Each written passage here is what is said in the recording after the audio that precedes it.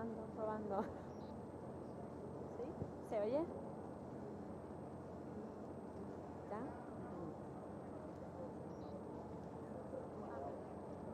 Hola, sí, hola, hola, sí, hola, sí, hola, sí, hola, hola, sí, hola, hola, sí, hola, probando, hola, hola, hola, hola, probando, sí.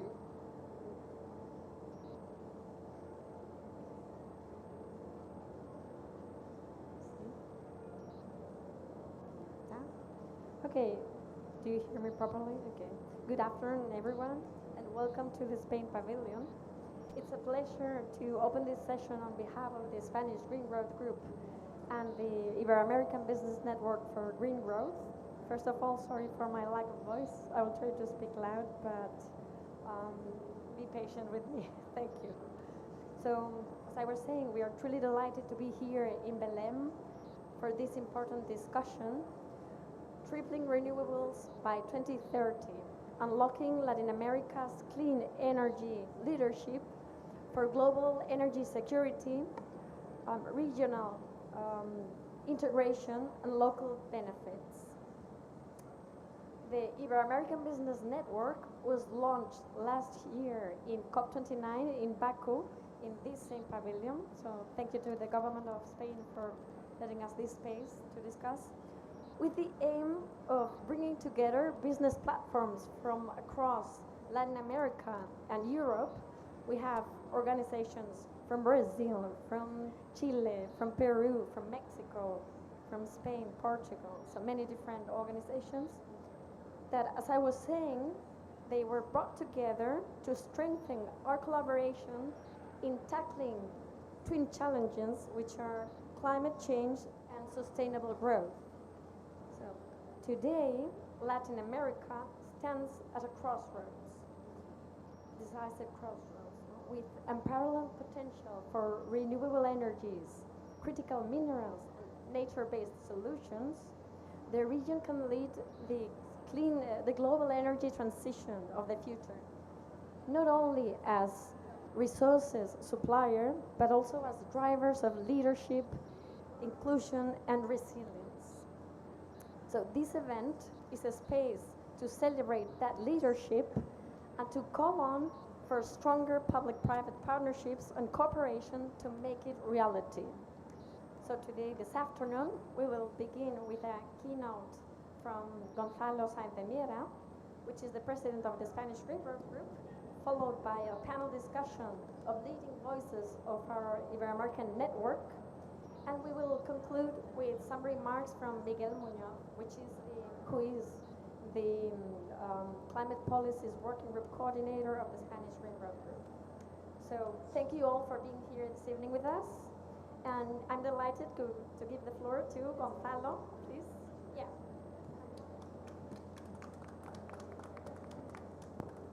Okay, good afternoon. It's a real pleasure to be here this afternoon talking about an exciting project that is this Latin America Green Growth Group.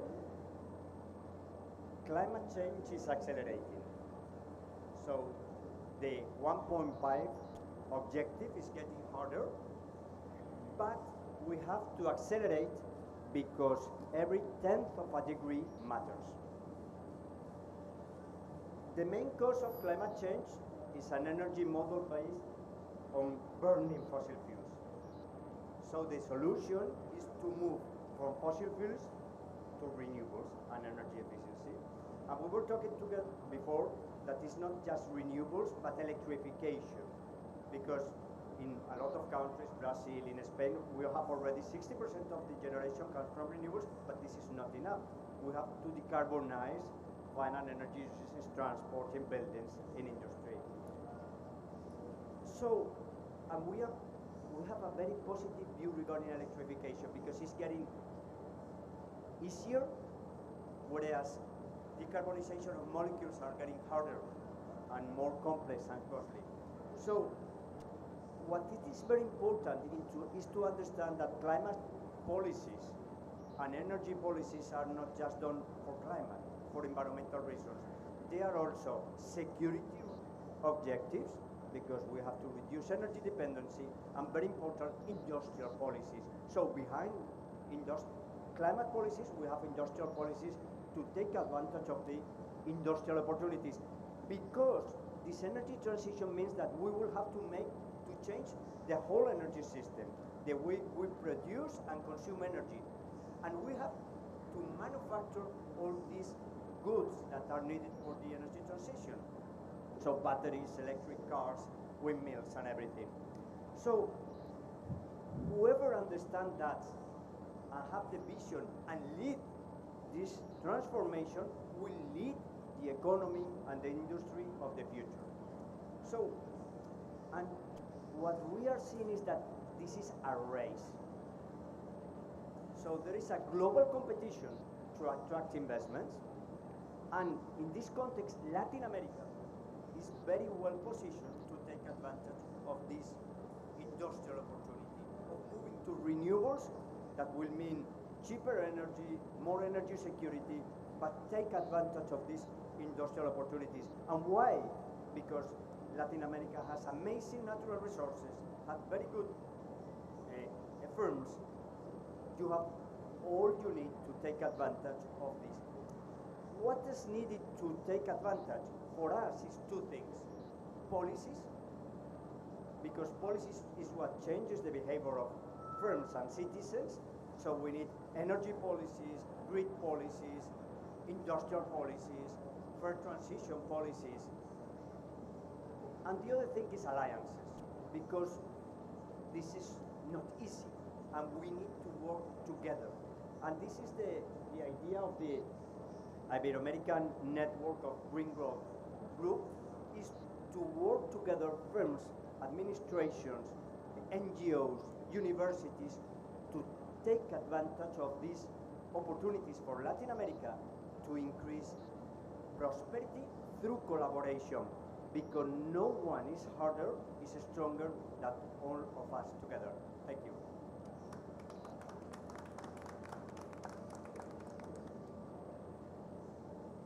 Thank you very much, Gonzalo, for those inspiring words. And we'll move now to our panel discussion, where we'll explore how businesses across Latin America and Europe are accelerating the deployment of renewable energies and ensuring that this transition brings benefits for people and for nature alike. So let me introduce our panelists. We have here Beverly Cornaby, who is Director of the UK Corporate Leaders Group and participates as well in the Cambridge Institute for Sustainability Leadership. We have Maria Teresa Ruiz Tagle, the Executive Director of CLG Chile. We have Ricardo Guarini, the Head of Renewable Energies Transition Roadmaps in IRENA. And we have Daniele Freire, Climate Leader at UN Global Compact Brazil. So thank you all for being here, coming to this agenda. And let's begin with a global general question for all of you. I would like to ask, what are the main challenges and opportunities of the clean transition in Ibero-America, the role of enabling policy frameworks to accelerate this process, and the importance of private sector leadership and multi-stakeholder alliances to make it happen? So please, if you don't mind. Yeah. Is this working? Yes, brilliant. So hello, I'm Bev Cornaby from the UK Corporate Leaders Group.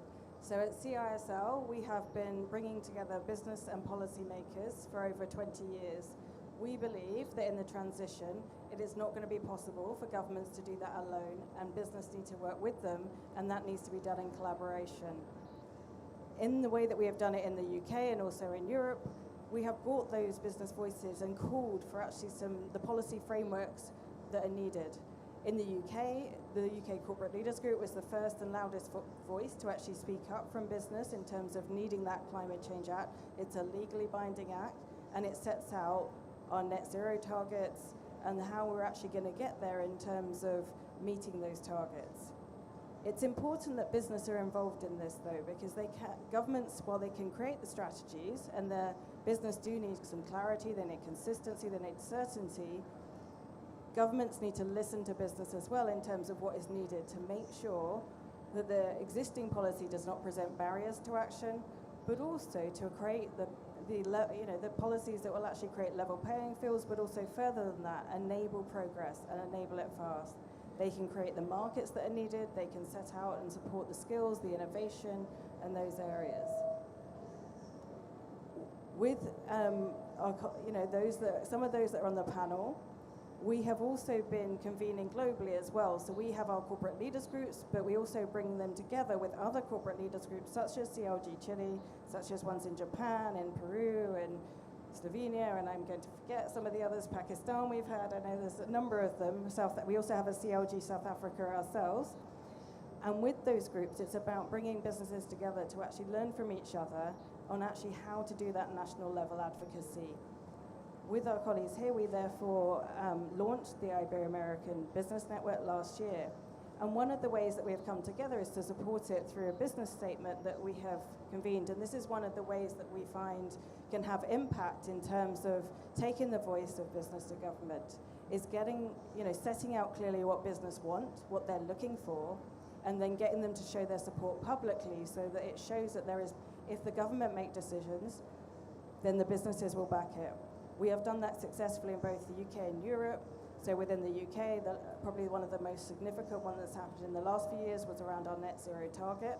And without the voice of business, the Prime Minister themselves, who was the Prime Minister at the time, said that actually they wouldn't have made that decision, even though they were getting, there was many others actually writing in from different sectors, also, like the civil society, like churches, like academic leaders also asking. The voice of business was critical in that. We continue to do that in Europe, and there's certainly things that have happened around nature restoration that without the voice of business, they would not have been taken forward.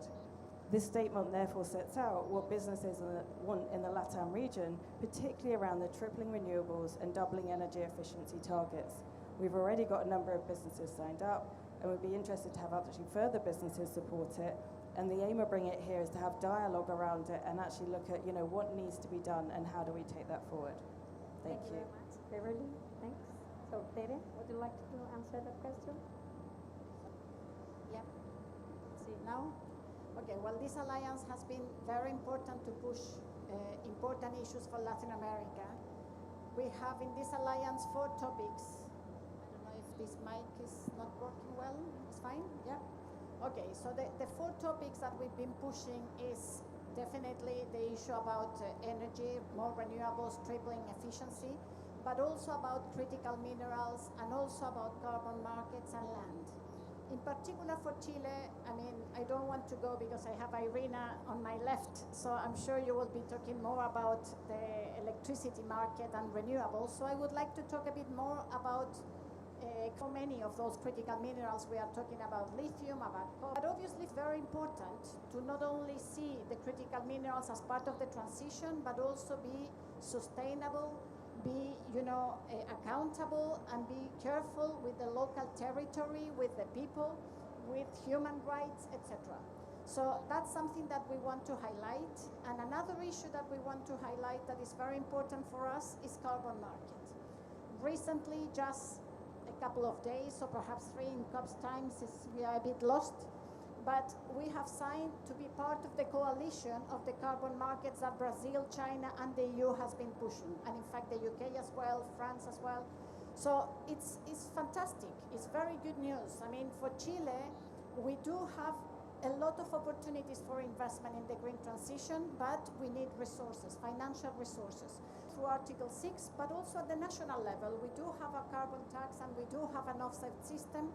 So both markets, which are part of the carbon market are key. So I think I will leave it there and I pass it next. Thank you very much, Tania. So, Ricardo? Yeah.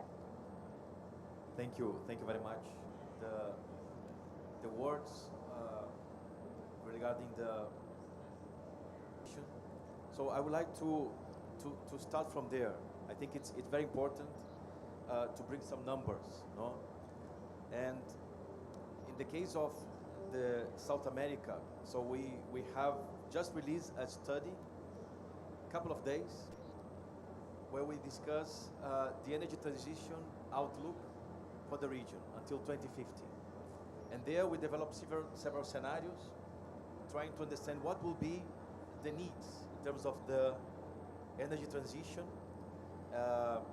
decarbonization, basically trying to get to net zero. So we are talking about electrification.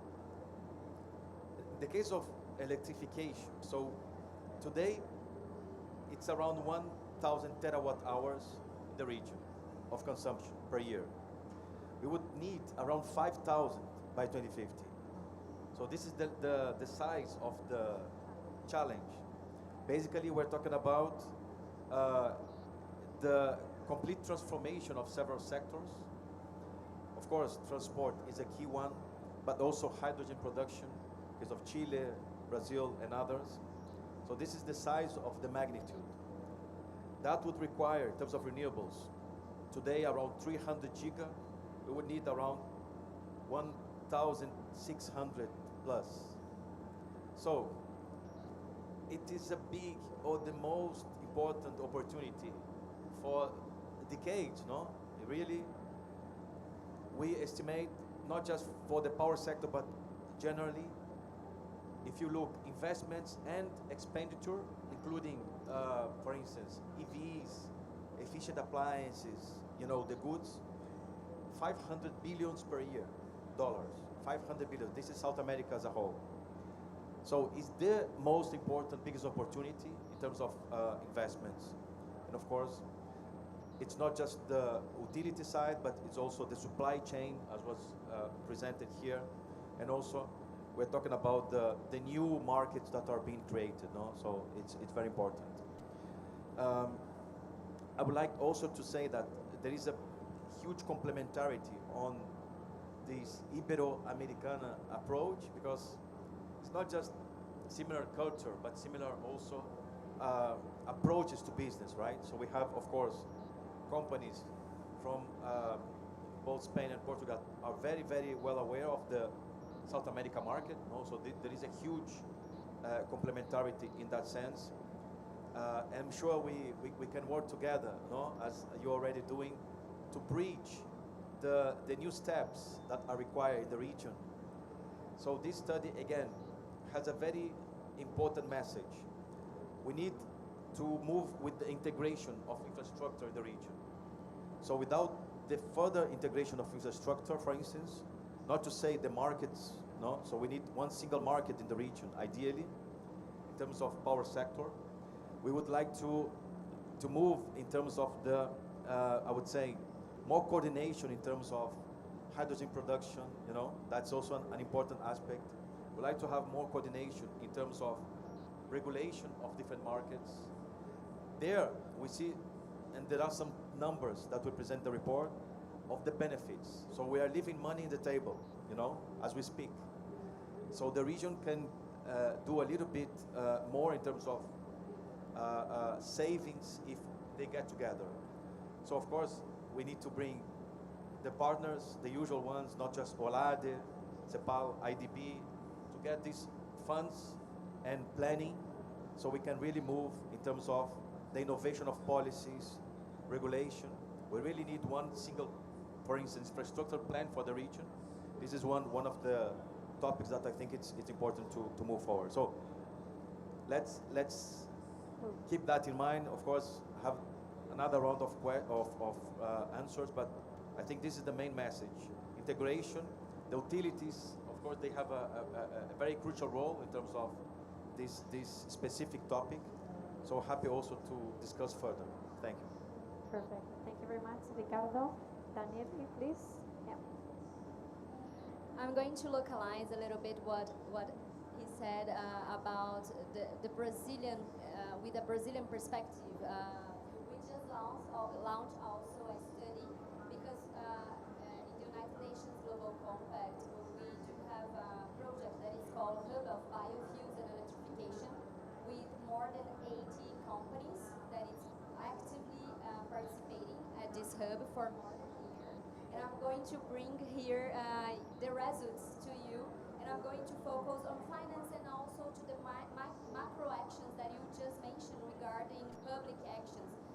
We were able to do a really deep diving regarding what we already have in place in Brazil regarding public regulation, but also financing incentives that we do have. I'm going to also, like, at this study, we have to do to go to net zero until 2050. It's of alternatives. So for sure, we incentivize the electrification, but here in Brazil, we do produce a lot of biomethane, but also biodiesel and also the green diesel, and for sure the green hydrogen. So the mix of these alternatives is going to give the Brazil the perspective to achieve the net zero. And also, as we have this continental dimension, we do not have the structure for electrification already, for example, in the north where we are here in Brazil. We do have the infrastructure for biomethane, for example, but we still don't have the electrification infrastructure yet.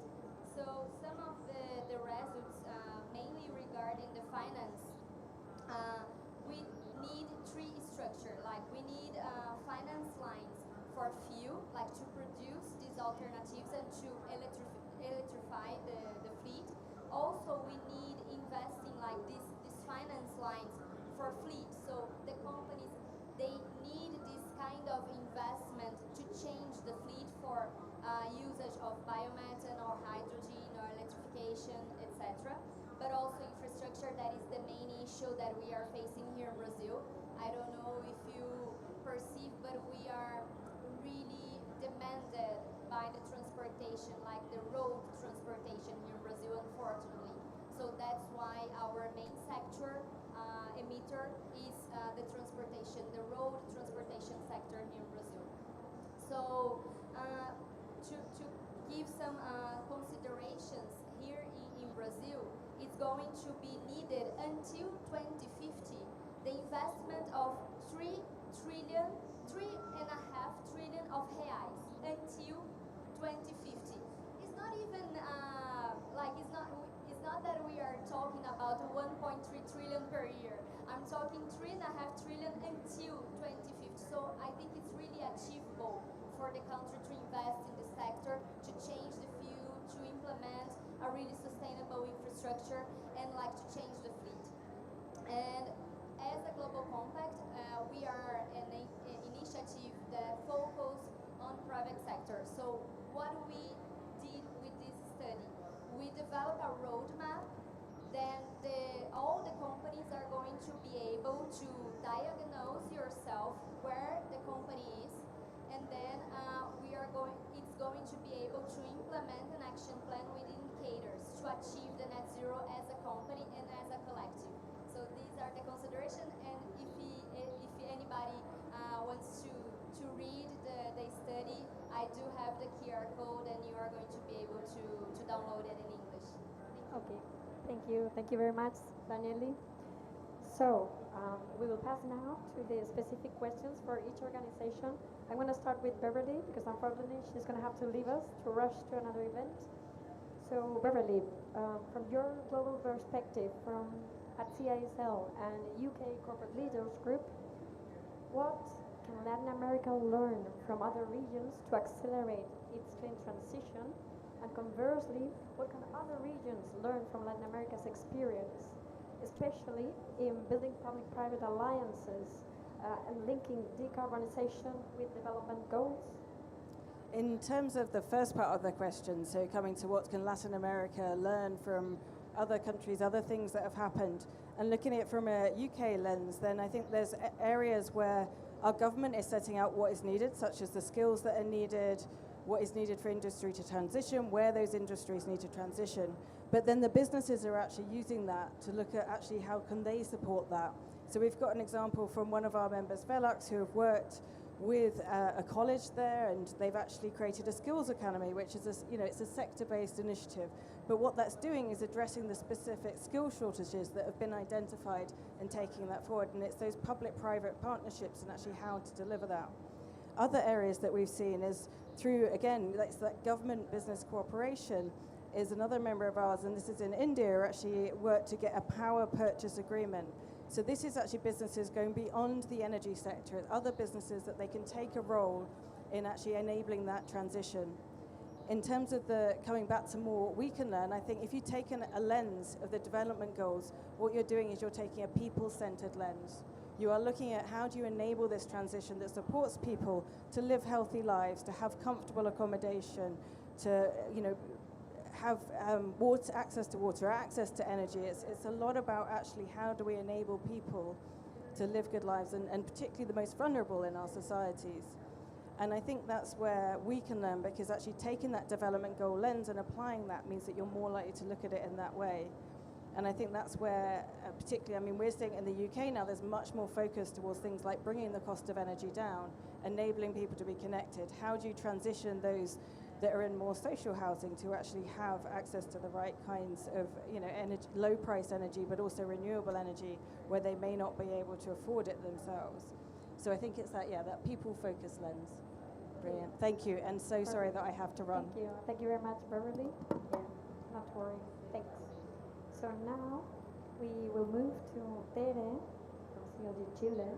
So Tere, Chile is positioning itself as a global leader in both carbon markets, where you were mentioning, and critical minerals, right? With our two key enablers for this, for this global energy transition.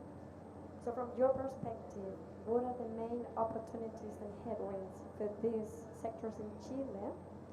And what role can the private sector play to ensure they contribute to sustainable and inclusive transition?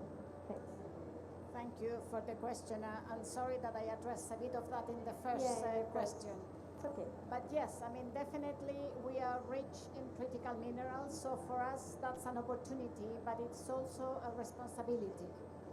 And we have both private and public firms which are in charge of this mineral, and that's put us a huge challenge, you know, because private firms have certain goals, but public firms have like double the goals, you know. I mean, you have to respond. Our Chilean finance depends on the copper production, and a lot of the revenues from lithium, you know, will go to the development of capacities in Chile linked to the value chain in the lithium sector.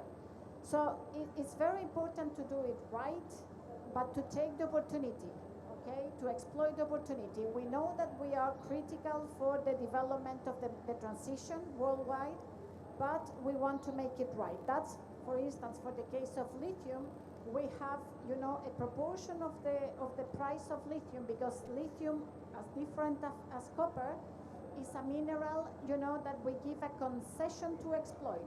So the mineral still, okay, belongs to the country.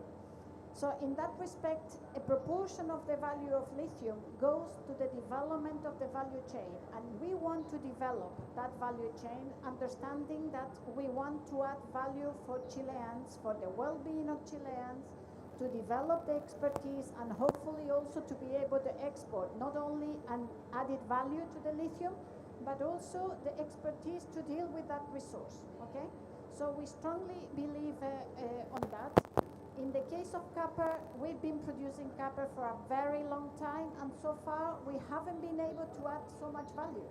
So that's why we are trying to really have a different approach, okay, but to invest in that approach this time, okay? So that's why a proportion of the lithium goes into the value chain, okay? And in terms of the territory, it's conflicting, okay? I mean, we have a lot of native communities that live in the salars in the north of Chile. They are struggling with water, and they see the exploitation of lithium as a threat. We have to do the right studies. We have to understand the geography, okay, and the ecosystem, but we can make it right. We believe that we can make it right, and science is telling us that we can make it right as well, okay? So in that respect, also understanding that the exploitation of lithium is a partnership, private-public partnership, we believe that we can make it right, but that's very important. So for us, critical minerals, as I say, it's an opportunity. We need to attract, you know, green finance from abroad. We have developed the green taxonomy in Chile, which is very important for that purpose.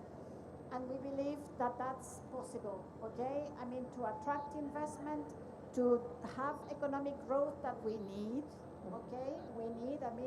Bev was talking about well-being, and that's something that we have to understand in Latin America. We need economic growth. We have to be very clear, okay?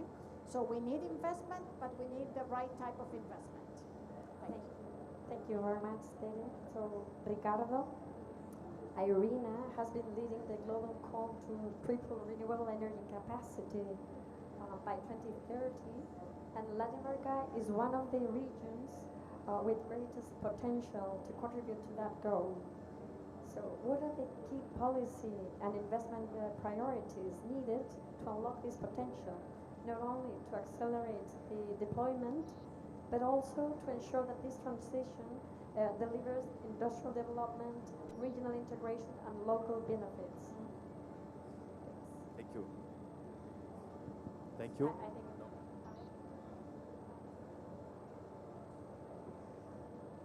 Thank you. Yeah, thank you now. It's working. So, I would like to start with the electrification that was mentioned before. So, in the region, there are different situations in each country, but in general, we really need the markets. We really need the market to grow. It's not just about the deployment of renewables, but we need a pathway where we increase the share of electrification. In the study again, we reach around 50%, 50. So, meaning that we need to kind of double, need more air conditioning in South America, you know? So this is electrification in general.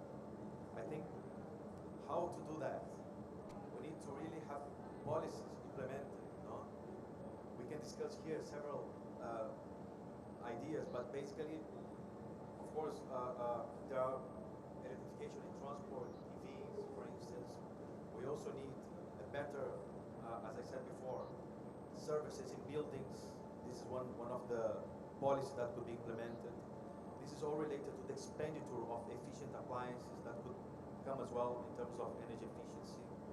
So there must be a really finance available for such kind of electrification, for industry, for consumers like us. So this is one of the important, I would say, programs that should be implemented.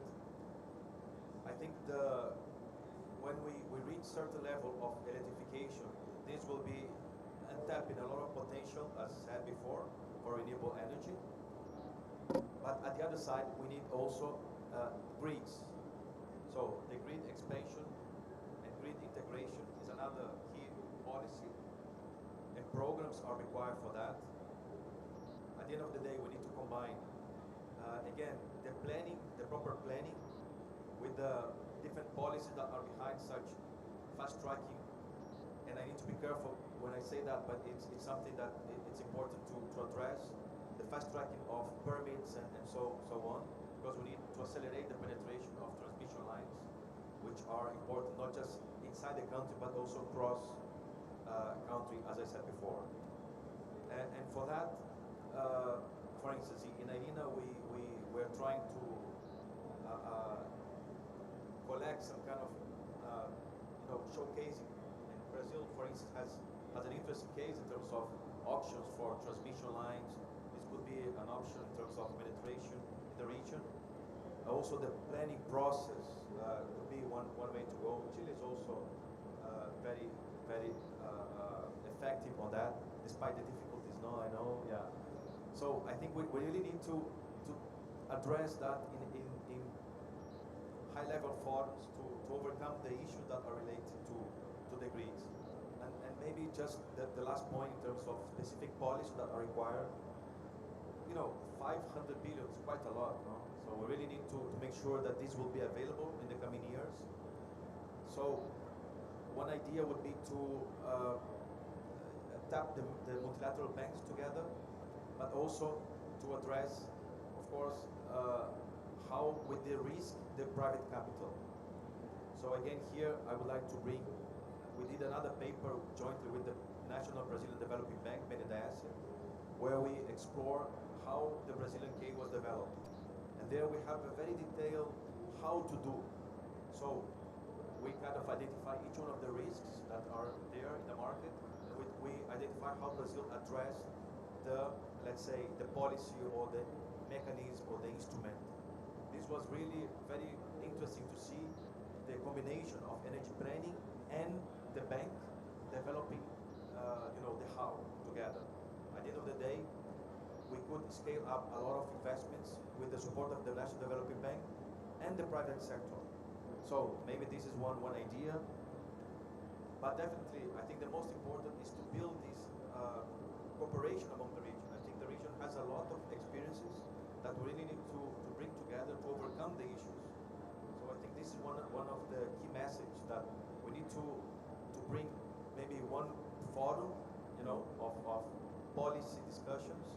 There are opportunities there in terms of the existing institutions, but without this political will that we together as a region we overcome some of the issues, it's really difficult. As I said, we show here the numbers, no? There is money in the table, so we really need the policies that would overcome that, and hopefully from the private sector, and you could kind of push that, for the political leadership to try to move with the right policies and to implement that. Thank you very much, Ricardo, Daniele. So the UN Global Compact plays a crucial role in engaging companies around sustainability and climate action. And from your perspective, we would like to know how can business commitments on renewables, reforestation, and just transition be translated into real impact on the ground? And how can platforms like Compact support the policy coherence and collaboration across this region?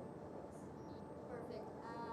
Again, I'm going to talk really deeply more regarding the network of Brazil. So I'm going to give you examples of what United Nations Global Compact Network Brazil is doing. So in our network, we have 10 movements that is completely connected to the Agenda 2030. And for example, one of the movements that we do have is totally related to mitigation. So our movement is Movement Ambition Net Zero, and we invite the companies to do a public commitment to, for instance, for example, publicly, annually, to put their inventory in their websites or even their sustainability reports. This is the first commitment, like public commitment, that the C-level signs this commitment. And the second commitment is to set a target to short-term and long-term with net zero, using the science-based targets as a framework to do the calculus and the mathematical modeling. So this is the invitation that we do with the companies. We already have 133 companies that sign this commitment here in Brazil.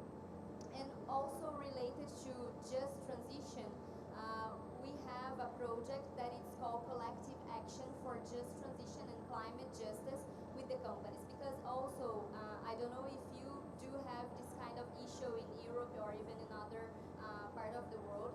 Here in Brazil, we are still building the capacity with the companies regarding adaptation and also regarding what is the difference between climate justice and just transition, because there are two terms that are really different and the companies still don't know it. So we brought it, we have already almost 40 companies organically participating in this collective action, like that they want to understand the difference, but also to understand what they are going to be able to do. So we already have 5 guides for 5 different sectors related to climate justice and just transition. So construction sector, energy, health, textile, and the last one was regarding AFOLU, the agro, forest, and land use. So we already have these guides. So we have the recommendation and what are the possibilities that the private sector can do related to climate justice projects. But also we are teaching the companies regarding what is just transition, like how can you include the communities in your green jobs, how can you work together, reforesting, for example, the sides of the operations that you do have activities. So all that we are being able to do as a network because we have this multi-sector and our main stakeholder is the private sector. As UNICEF talks about children and youth, the Global Compact, our main sponsor is the private sector, and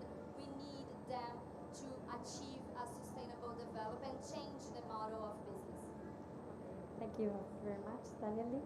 So finally, to wrap up our discussion, I would like each of you to please give a final thought on what should be the key takeaway for this discussion, sorry, for COP30 negotiations and policymakers. So please, Tere, go ahead. Well, I want to insist in carbon markets. I think the coalition that was just pushed by Brazil, China, Europe, it's amazing. It's something that we needed. In fact, even though Chile have signed, and we are very proud, of course, that we have signed, we've been struggling in Chile to develop and to participate in the carbon market. We have signed agreements with Singapore, with Japan, with Switzerland, but we've been struggling to materialize the projects. So we strongly believe that this type of coalitions will help to go deeper into the market, because we need the market to work, to be reliable, to have, the transparency, the traceability, to rely on them, but we need them to work. I mean, in Latin America, we need money to flow. So carbon market is a great opportunity, completely underexploited in the region. So hopefully with this type of coalitions and alliances, we can push that deeper. And we know, at least from Chile, that both the international market through the Article 6 and internally, the carbon price and the offset markets are key to give the right signal for investment, to mobilize finance, and therefore to address the transition that we need. So that will be the message. Go stronger in carbon markets. Oh, Thanks. Thanks. Ricardo? Yeah. Completely 100% with the finance and the carbon markets. Maybe just to add, I think there is a point of improvement on how NDC and long-term strategies are done, as well the climate strategy for the medium long term. This is something not just for the region, but in general is missing. Not just the submission here, but a good submission. Because with that, there is, of course, all these mechanisms that could be applied, in terms of all the articles that are under consideration. So my highlight is really proper NDC, understanding with proper, I would say, sectorial analysis. So in the industry, for instance, we would like to see engagement from the private sector to really understand what each one of the subsectors can contribute. So this granularity is very important for this NDC submission. So when you submit, the next step will be implementation. It's not that you start to discuss after you submit. So we need to accelerate, right? So I think that's an important message. Thank you, Ricardo. Daniel, please. Yeah. My final statement is the invitation to companies, to private sector. It's working? Yeah? No? Thank you. Oh, yeah, okay.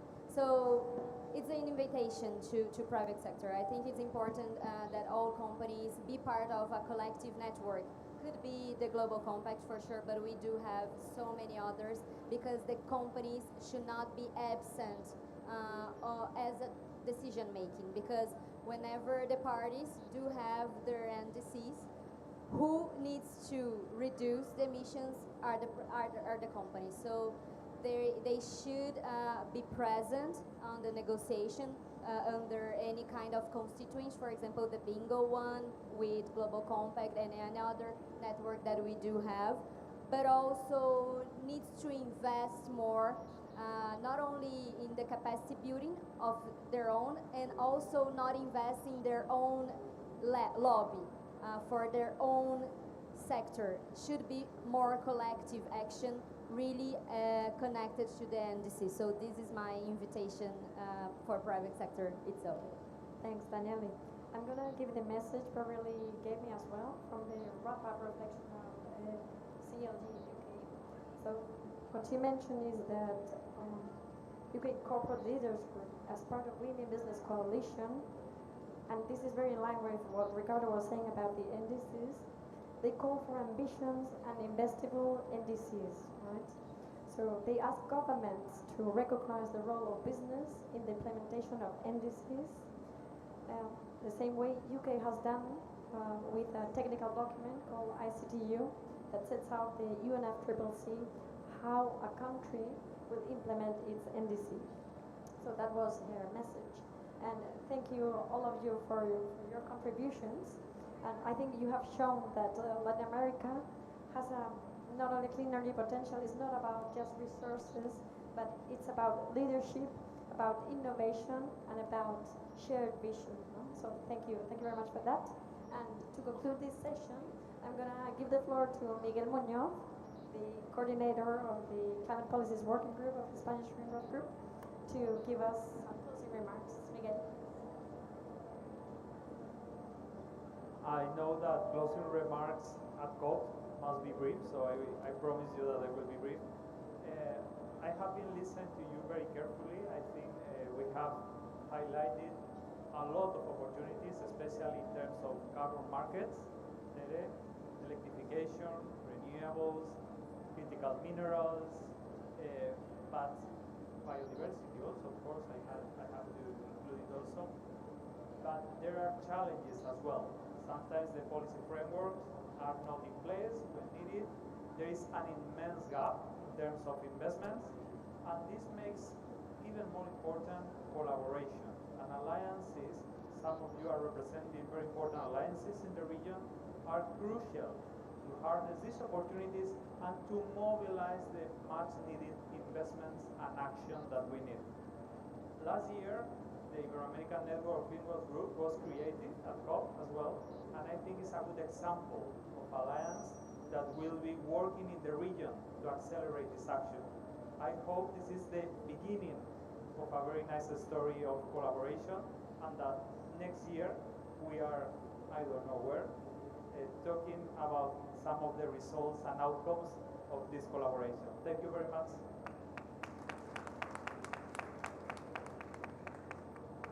Thank you very much, Miguel. Thank you to all our speakers, and thank you all of you for joining us this afternoon. And as Miguel was saying, let's continue working all together, and let's make this a story of achieving the goals we set and collaboration.